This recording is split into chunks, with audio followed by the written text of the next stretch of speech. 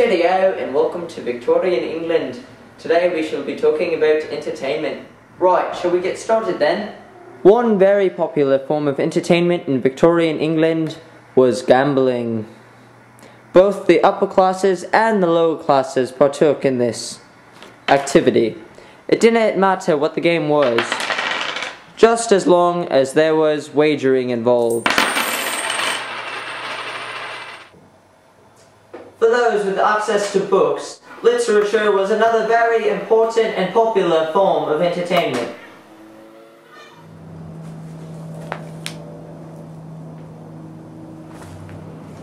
Hunting also was a very popular sport in Victorian England, so much so that it even had its own proper rules.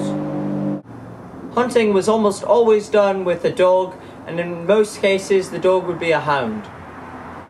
Most animals were hunted, but hunting foxes was reserved for the rich.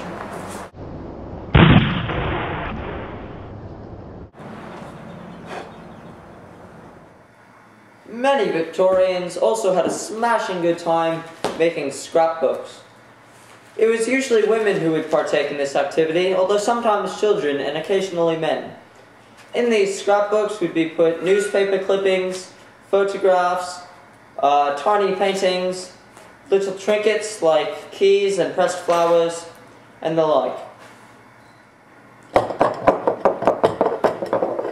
Upper class children, usually with more money, would often play with toys, in this case, lead soldiers. Poor children without much money would have a smashing good time playing simple games like marbles. Also in Victorian times, sports finally got proper rules and as a result became wildly popular. Games like lawn tennis, cricket and football. Now, when I refer to football, I do not mean your idiotic Yankee football, but instead proper English football. The football that you Yankees have deemed soccer. But come on, use its right name, football. These such games became quite a success and proper teams were made and competed regularly, with huge audiences watching.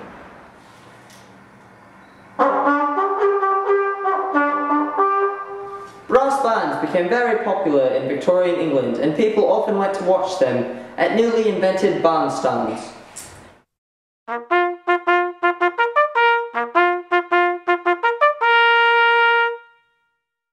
Animals were also very popular with the Victorians. For a more peaceful pastime, upper class folks had a jolly good time gardening. For the upper class folks, the goal was to have the most exotic plant. The more exotic, the better. And so as a result, many of their houses included greenhouses and conservatories to better grow these more exotic plants. When there was absolutely nothing else left to do, Victorians often resorted to exercising, usually in the form of walking. Oh dear, it's tea time. Pardon me, got to go. Right, well, that is it. I thank you for joining me and learning about entertainment in Victorian times, and I humbly hope that you have gained some insight from it, and that being all, I bid you farewell.